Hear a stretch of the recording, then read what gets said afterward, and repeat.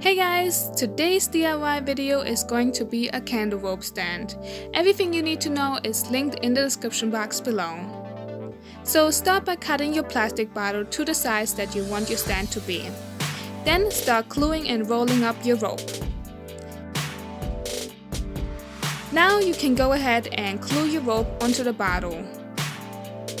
Continue this until you reach the top.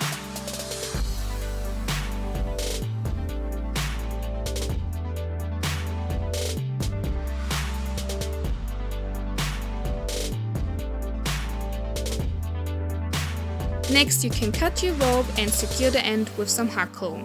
And that's already it. If you liked this video, give it a thumbs up and then I will see you next week.